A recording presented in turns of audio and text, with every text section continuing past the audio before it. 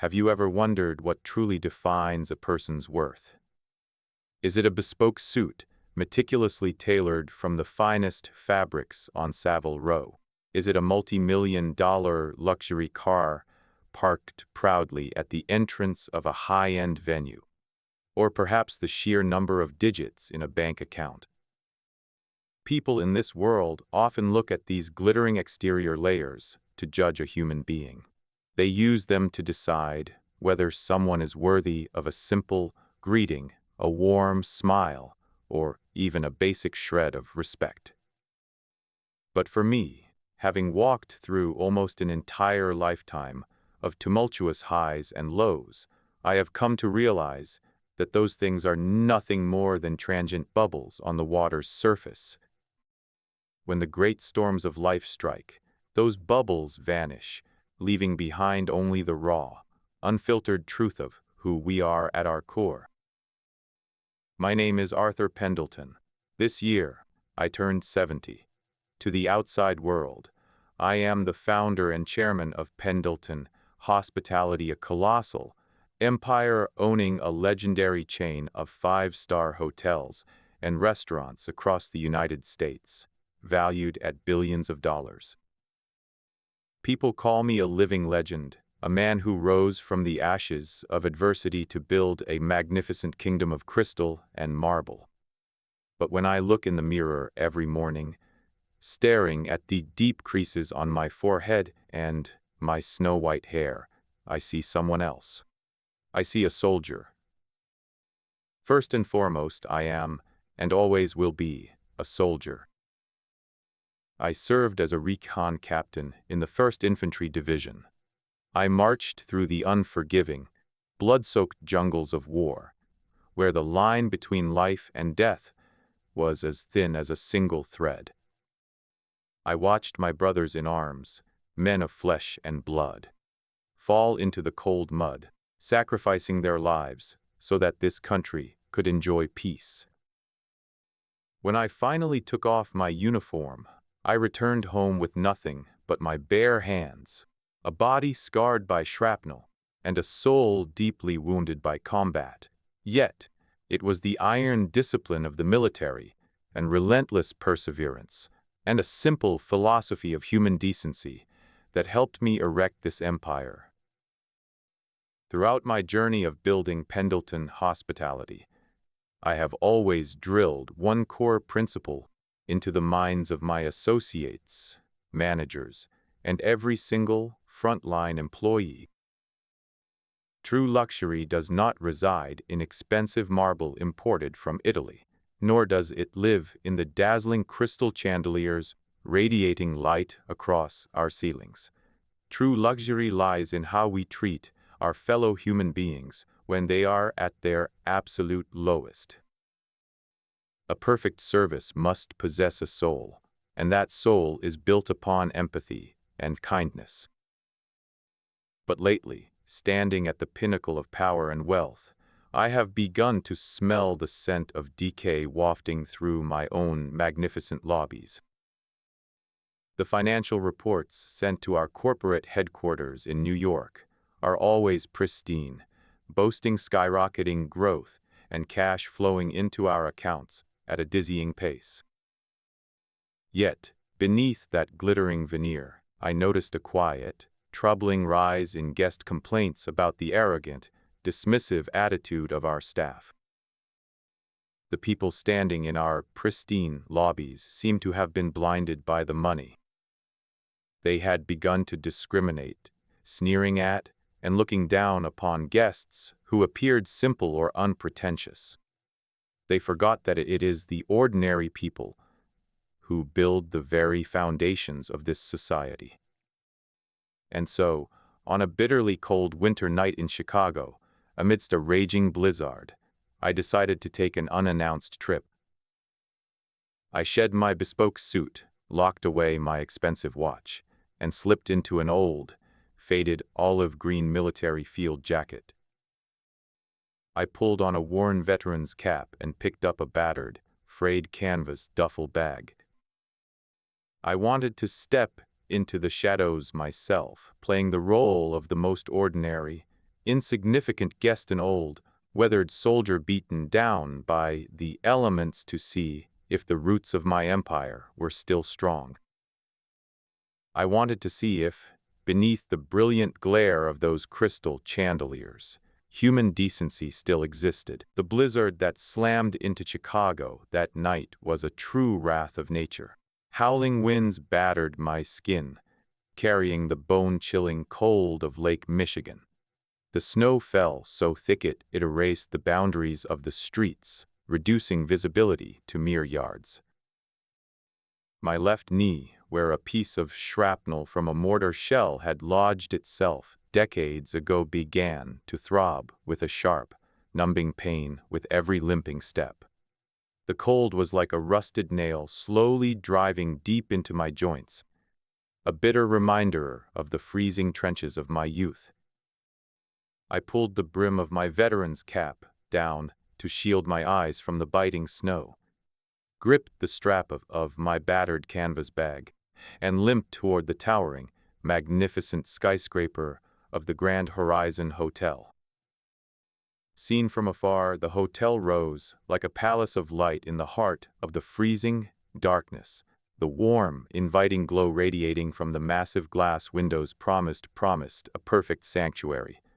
But to me, in that moment, it possessed a cold, detached beauty.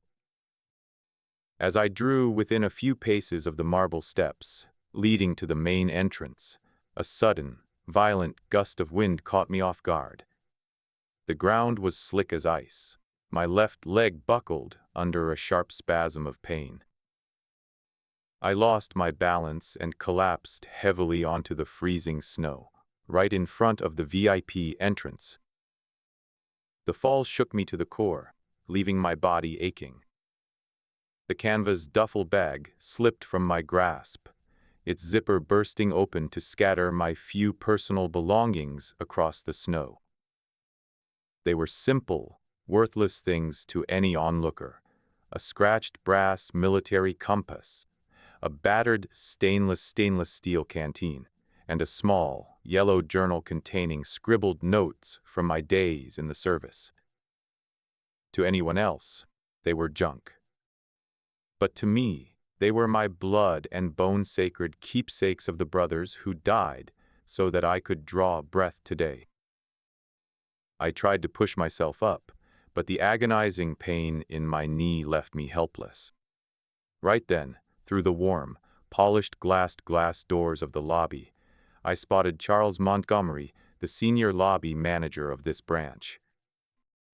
He stood inside the heated entryway, dressed in a perfectly tailored suit, his hair slicked back, without a single strand out of place. Upon seeing an old man in a faded military jacket collapse right outside his door, his expression didn't soften with concern. There was no rush to help. Instead, his face contorted into a mask of pure disgust and utter contempt. I watched him raise his hand to press the walkie-talkie clipped to his shoulder. Through the slightly ajar glass door, his harsh, authoritative voice cut through the howling wind. "Are you blind? There is some old vagrant lying all over the VIP steps, tracking filth everywhere. Get out there and kick him off the property immediately before Mr. Brad Sterling's car arrives. Move your ass. If a VIP sees this disgusting sight, I'll have your skin."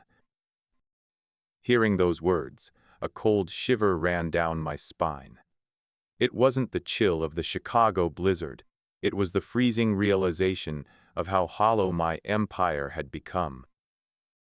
It turned out that behind all the guest-first slogans and service from the heart campaigns I preached daily, the reality was brutal and heartless. The gatekeepers of my brand were willing to cast an elderly, injured man out into a freezing storm simply to protect the aesthetic comfort of the ultra-wealthy. Yet, life has a beautiful way of balancing the scales. just as I was preparing to muster the last remnants of my soldier's strength to stand up on my own, a young, warm hand, though shivering violently from the cold, reached down and firmly grasped my elbow. It was David, a trainee janitor who had only recently joined the staff. He wore nothing but a thin uniform, entirely inadequate for a Chicago blizzard. His face was flushed red from the biting cold, but his eyes were wide with genuine, heartfelt worry. He did not use the harsh, dismissive words or the aggressive shove that his manager, Charles, had demanded. Instead, he knelt in the snow, using all his strength to help me steady myself, his voice trembling, but filled with deep concern. "Sir, are you okay? Let me help you up. It's incredibly slippery out here. Please hold on to my shoulder. Take your time, sir, don't rush."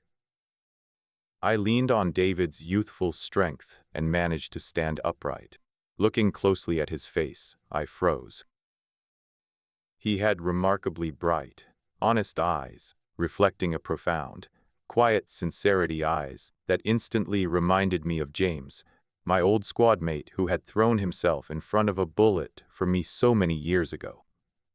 The uncanny resemblance sent a sharp pang of emotion through my chest.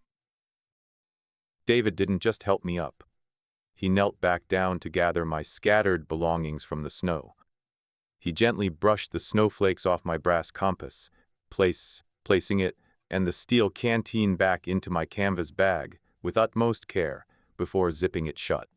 He glanced at my jacket, which was soaked through at the shoulder, and then cast a nervous look toward the lobby where Charles stood glaring at us like a predator waiting to strike.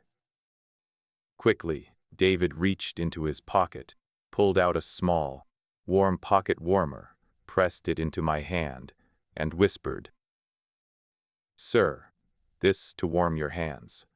To be honest with you, if you need a free place to shelter from the storm tonight, there's a church 4 blocks down that opens its doors to those in need. It's warm, they have heaters, and they serve hot soup.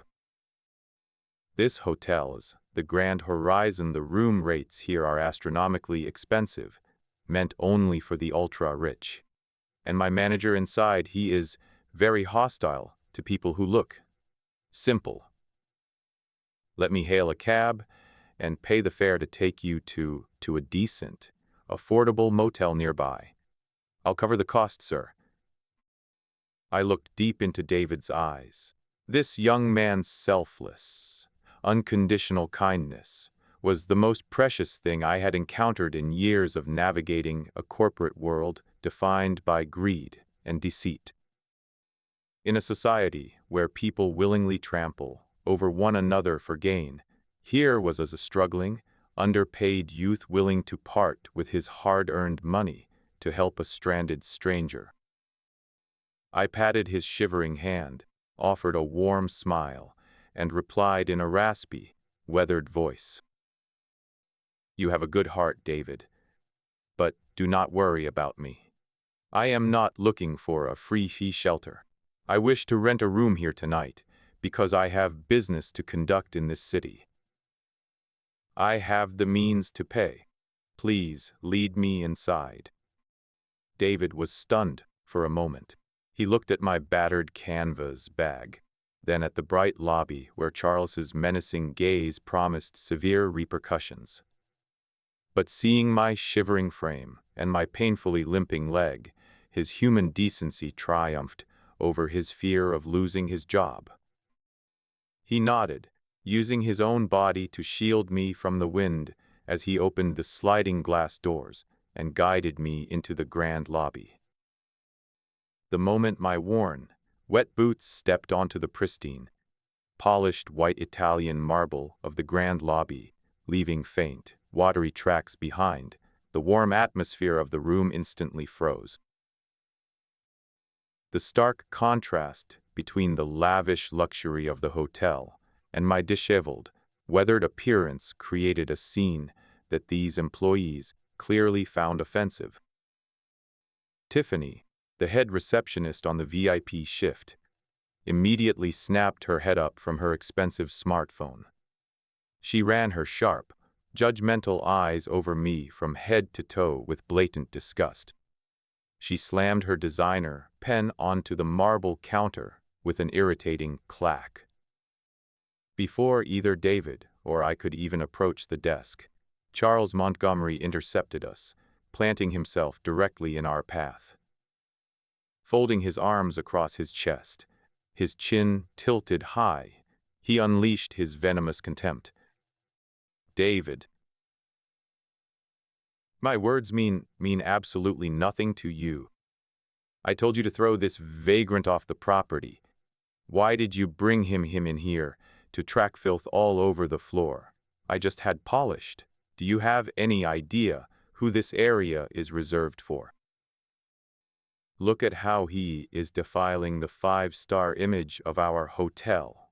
You are both nothing but ignorant, low-class trash. David quickly took a step forward, putting himself between Charles and me, his voice shaking with fear, but carrying a stubborn determination. Mr. Montgomery, please, let me explain. This gentleman is a paying guest. He wishes to rent a room legally and states he has the funds to pay. According to corporate policy, we are strictly forbidden from turning away any guest at the door. Shut your mouth, you idiot! Charles barked, his face twisting with rage. Corporate policy is written for actual human beings, not for filthy beggars like this. Look at him. A jacket from the last century, a shredded canvas bag, limping like a dog. Where on earth would he get the money to pay for a night here? Tiffany, tell this delusional old man what our cheapest room costs tonight, so he can wake up and get the hell out of here. Tiffany let out a mock sneer. She cast a dismissive glance at me and drawled in a dripping, sarcastic tone. Well, old-timer, due to the blizzard, our lowest standard room rate tonight has been adjusted to $550, plus 15% tax and service fees. And we only accept major international credit cards with high credit limits or large denomination cash. Do you even know what $550 looks like? It's probably more than your entire monthly pension. Let me give you some free advice. There's a subway station right across the street. You can sleep there for free. It suits your look a lot better. I stood in absolute silence, absorbing every single insult they threw at me. My heart ached, not because my pride was wounded, but because I realized my own creation had rotted from the inside out.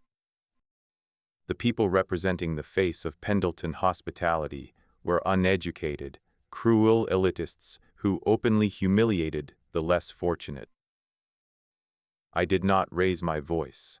I calmly opened my canvas bag, reached inside, and pulled out an old, weathered leather wallet, the same wallet I had carried for over 30 years. I slid out a black bank card. Its surface was heavily scratched and faded from decades of use. This card didn't have the flashy, embossed designs or the shiny logos of ordinary commercial banks. It bore only a small, elegantly engraved inscription at the bottom, Pendleton Executive Elite. This was the ultimate black card, issued directly by my corporation in partnership with the Federal Reserve. There were only 5 such cards in existence worldwide, reserved strictly for the founding fathers of the empire. It granted the holder unlimited, unchecked purchasing power and guaranteed the highest tier of service anywhere on Earth. But because it was worn and lacked flashy gold trim, they failed to recognize it. I placed the black card on the marble counter, looked Tiffany dead in the eye, and spoke with calm authority. "Run the card, young lady. I would like a single room for tonight. I have the funds to pay." Charles stepped up to the counter. He picked up the card with 2 fingers. Looking at it with immense disdain, flipped it over, and violently threw it back onto the counter. The card slid across the slick marble and fell straight onto the floor. "Old man, where did you find this fake piece of plastic? Are you trying to pull a scam here? Our hotel doesn't accept toy cards for payment. Don't play games with me. Pick up your garbage card and get out before I have security throw you into the snow." Just as the confrontation reached a boiling point, the heavy glass entrance doors swung open with a loud thud. A group of 5 or 6 young people dressed in flashy designer clothes, holding cameras, selfie sticks, and high-end shopping bags, swaggered into the lobby. Leading the pack was Brad Sterling, a notorious, spoiled rich kid famous in Chicago for his extravagant, wild lifestyle. He wore an incredibly expensive fur coat, a massive gold chain around his neck, and dark sunglasses, despite it being the dead of night. The moment Charles saw Brad, his arrogant, hostile demeanor vanished in a split second. A groveling, sycophantic grin instantly stretched across his face. He bowed his head, practically bending himself in half as he rushed over to welcome his wealthy patron. "Oh, Mr. Brad Sterling. Welcome back to the Grand Horizon. We have prepared our most exclusive VIP penthouse suite on the top floor for you. Our finest vintage champagne is already chilled and waiting for you and your guests." Brad slipped his sunglasses down his nose, scanning the lobby with an air of utter boredom until his eyes landed on David, me. He pinched his nose in disgust, whining loudly to Charles. "Carls, what is wrong with the service here lately? I pay $5,000 a night for a VIP suite, and the second I walk into the lobby, I have to smell the stench of poverty from some old vagrant. My crew is live streaming right now. Do you want my millions of followers to see this trash in a 5-star establishment? This is embarrassing." Charles turned pale, terrified of angering a VIP who brought in so much revenue. He whipped around to face us, his face contorted with malice. "Security. I told you to get this old man out of here. And you, David, you are fired on the spot for bringing unauthorized trespassers in to harass our VIP guests. Get out before I call the police and have you both arrested." But David did not back down. He stepped in front of me, spreading his arms to shield me. He spoke with incredible courage. "Mr. Montgomery, this gentleman presented a valid card for payment. And no matter how rich Mr. Sterling is, this man is old enough to be his grandfather. He has no right to use such insulting words against a combat veteran." David's defiance pushed Brad over the edge. Brad stepped forward and delivered a vicious, echoing slap across David's face. A sharp, violent slap echoed through the grand lobby. The force of the blow was so brutal that David stumbled and collapsed onto the marble floor, blood trickling from the corner of his lip. Brad's entourage erupted into cruel laughter, mockingly aiming their phones closer to David's face to capture his humiliation for their live stream. Emboldened by Brad's violence, Charles took it a step further. He marched over to my canvas bag lying on the floor and stamped his polished leather shoe heavily onto it, kicking it aside. My old military compass tumbled out onto the hard marble. Charles brought his heel down directly on top of it. Tsurak. The sound of shattering glass and crushing brass echoed sharply through the quiet room. My combat compass, the very instrument that had guided me through mortar fire and jungle warfare, the sacred keepsake of the brothers who died, so I could live, was crushed into worthless pieces under the heel of a groveling, spineless manager. The moment that glass shattered, a cold current of pure adrenaline surged up my spine. My chest tightened with a profound grief, which instantly erupted into a towering, silent rage. The pain in my left knee vanished.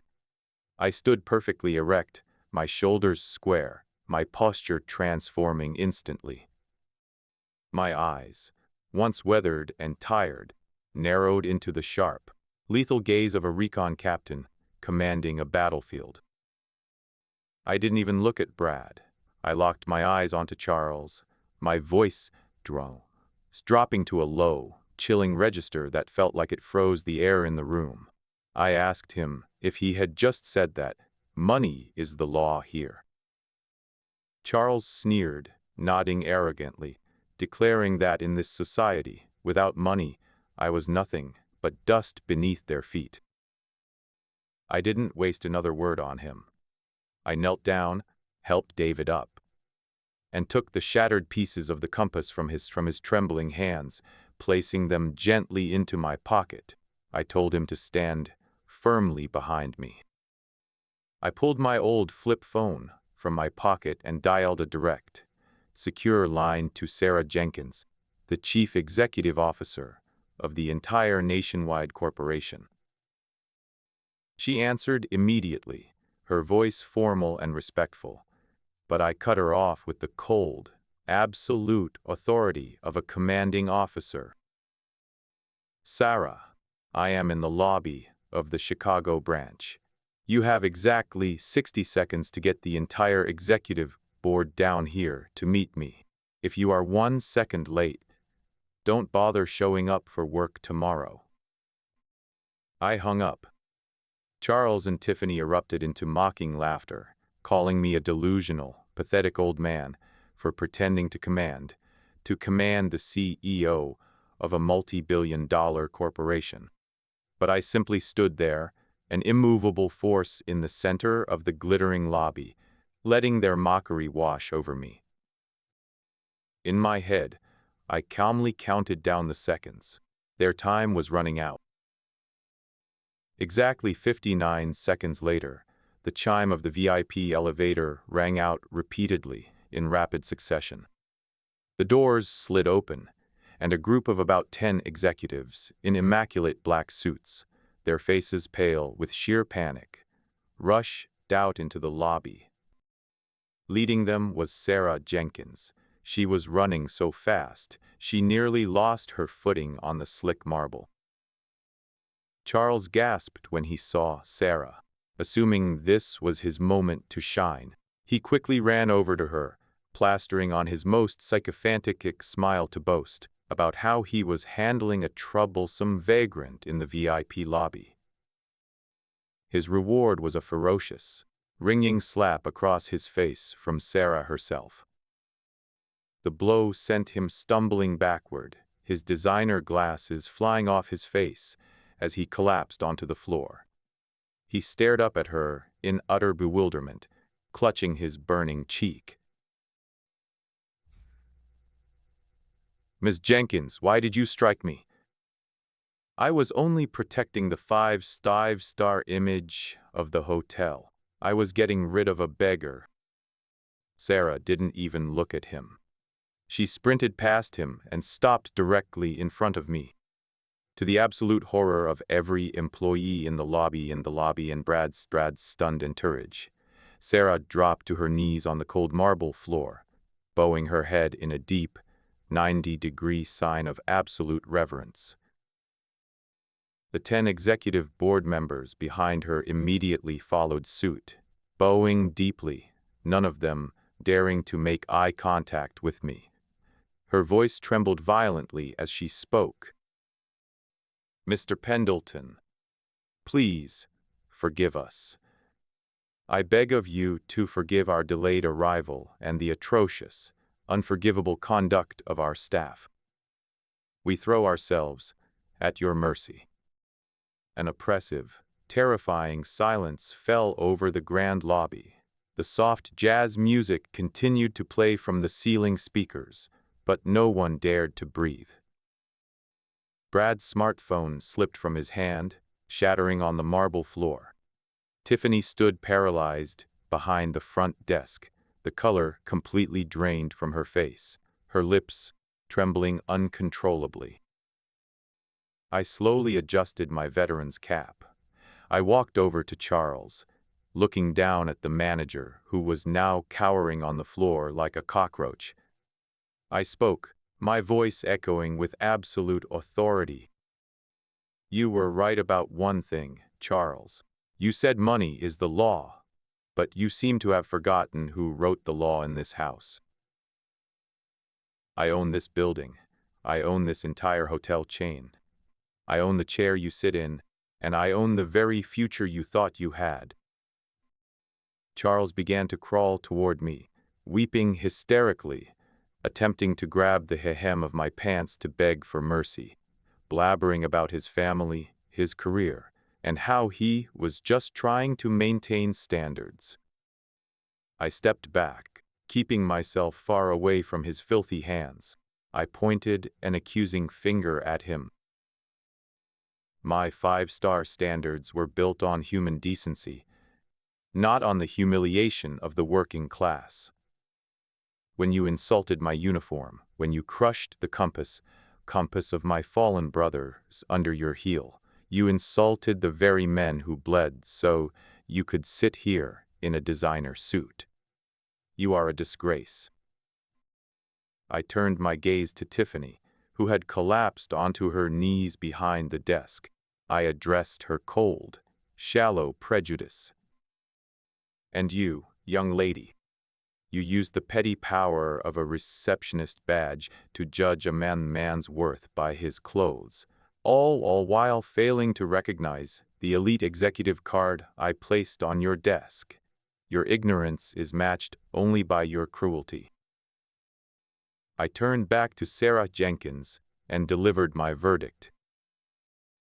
Terminate Charles Montgomery and Tiffany Vance immediately for gross misconduct, violation of ethics, and bringing severe disrepute to this brand. Strip them of all severance pay, benefits, and bonuses. Furthermore, place their names on the permanent blacklist of the National Hospitality Association. Ensure they never work a single day in this industry again. Charles collapsed flat on his face, wailing in absolute despair. Tiffany could only sob quietly, her face buried in her hands, drowning in a tide of useless regret. I then turned my attention to Brad Sterling. The arrogant rich kid was quietly trying to slip out the door with his silent, terrified entourage. I called his name, my voice freezing him in his tracks. Brad stiffened, turning around with a pathetic, trembling smile. He stammered, trying to bring up his father's prominent name to save himself. I cut him off, my words like ice. "I am well aware of who your father is, Brad. I am also aware that he is currently begging my investment trust for a $50 million loan to save his real estate firm from bankruptcy. Consider that deal officially dead. Pendleton Hospitality does not do business with families who fail to teach their children how to be human beings.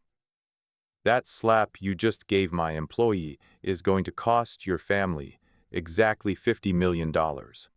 Now take your pathetic entourage and get out of my sight." Brad's face went completely ash gray.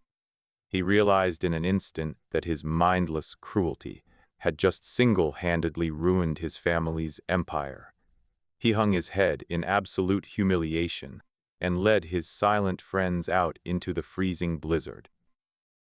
The grand lobby was left in a heavy silence, occupied only by myself, David, Sarah, and the trembling board of directors.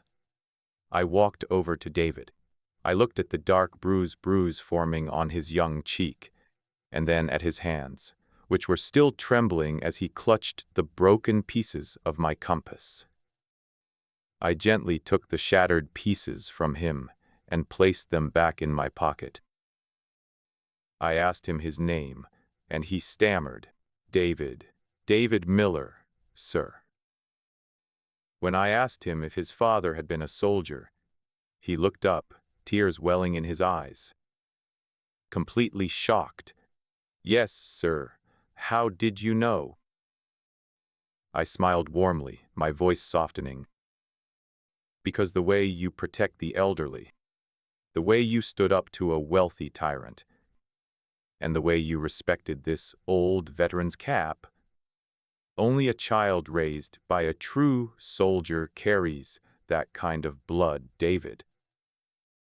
When he choked back tears and revealed that his father was Staff Sergeant James Miller of the National Guard, who had passed away from a severe illness 2 years ago, and that he was working three jobs to pay for his mother's dialysis, my heart shattered. Memories of 30 years ago rushed back like a vivid film. In a bloody ambush in a forgotten valley, it was Staff Sergeant James Miller who had thrown his own body over mine to shield me from a devastating mortar blast. James had sacrificed a part of his own body that day to ensure I would survive. I had searched for his family for decades with no success. I never could have imagined that, after all these years, the son of the man who saved my life was working as an abused, underpaid janitor in my own hotel, enduring the cruelty of my employees while keeping his pure, unyielding kindness intact. I placed my hands firmly on David's shoulders, my voice thick with pride and emotion. "James Miller was a hero, David. He fulfilled his duty on the battlefield, and he left behind his greatest legacy, you. A son of honesty, courage, and pure decency. Your father gave me this very compass, and today you stood up to protect me just as he did. The honor of the Miller family has never faded." I turned to Sarah Jenkins and issued my final directive. Promote David Miller to General Lobby Manager of the Grand Horizon Chicago, effective immediately. Enroll him in our Executive Management Fast Track program starting next month. Furthermore, transfer his mother to the University Medical Center. Our corporate veteran foundation will cover 100% of her medical expenses, dialysis, and secure her a private suite with the finest specialists in the country. David could no longer contain his emotions. He fell to his knees, covering his face as tears of overwhelming gratitude and relief streamed down his face. The endless nights of exhausting labor, the humiliation from his superiors, the constant, terrifying fear of losing his mother, it all vanished in an instant, washed away by the simple act of kindness he had shown to a freezing old man. I pulled him back up to his feet, patted his shoulder, and whispered, "Repay me by holding on to your kindness, David. When you sit in that manager's chair, always remember tonight. Remember the freezing cold outside, and remember how you opened the door for a ragged old man. That is all the repayment I will ever need." In the weeks that followed, the lobby of the Grand Horizon Chicago underwent a profound transformation under David's leadership. He brought a warm, human soul to a place that had once been defined only by cold, sterile wealth. He personally arranged outdoor heaters for the valet staff, ensured there was always hot ginger tea waiting for guests entering from the cold, and treated every single person regardless of their appearance with the same deep respect. I often sat quietly in a secluded corner of Mezzanine Cafe, looking down at the bustling lobby. Watching David guide an elderly guest, or patiently assist a lost family of tourists, filled me with a deep, quiet peace. I knew that James Miller's legacy, and my own, was in the safest hands possible. As for the Sterling family, my decision to pull the $50 million investment sent shockwaves through the Chicago real estate market. Lacking the crucial capital, Richard Sterling's major projects were frozen. Banks moved quickly to foreclose on their assets, plunging their firm into bankruptcy in less than 2 weeks. Brad Sterling, the boy who thought money could buy absolute immunity, was stripped of his trust funds and abandoned by the very friends who once sang his praises. It was a swift, brutal lesson in humility.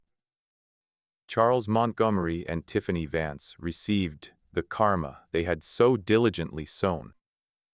Blacklisted nationwide, they found themselves completely shut out of the luxury hospitality industry. Sarah later reported to me that Charles was working night shifts as a dock loader in the freezing Chicago harbor, while Tiffany was struggling to make ends meet as a cashier at a discount grocery store in the suburbs. The dignity they had so casually stripped from others had now been stripped from them. But for me, the greatest joy did not come from seeing the wicked punished. It came from seeing the radiant smile on David's mother's face as she rested in her warm, state-of-the-art hospital room. Her health began to improve drastically under the care of the nation's top nephrologists. David no longer had to work 3 back-to-back shifts. He no longer had to endure the sneers of arrogant bosses. His eyes were no longer shadowed by grief, but shone with the bright light of hope and quiet confidence. I eventually had my old brass military compass repaired. Though the glass face still bears the faint cracks of that night, the needle still points true north, the direction of unwavering integrity. I keep it on my desk, right next to the global expansion plans for Pendleton Hospitality.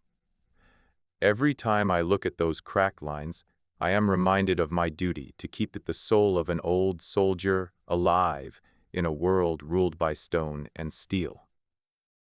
I stand by the massive glass windows of my office, watching the Chicago storm finally clear. The dark clouds are parting, revealing a canopy of brilliant, starlit skies. This story is not about the wealth or the power of a billionaire chairman. It is a story about the core values of humanity that are so easily lost in a society obsessed with material gain. My friend, an expensive suit or a luxury car does not define your worth. Your true value is reflected entirely in how you treat those who can do absolutely nothing for you: the janitor, the server, or an old, ragged man limping in from a freezing storm.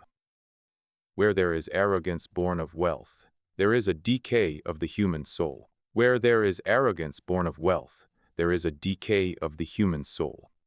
But where there is unconditional kindness, like that of young David, the legacy of the soldier, the legacy of love and humanity will live on forever. Remember, life is a perfectly balanced circle. If you stand on high today, looking down to trample others, tomorrow you may find yourself on your knees, begging for their mercy. Live with integrity, respect those around you, and never let greed blind your eyes.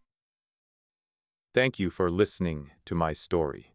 Hold your loved ones close, keep kindness locked in your heart, and may your journey through this life be peaceful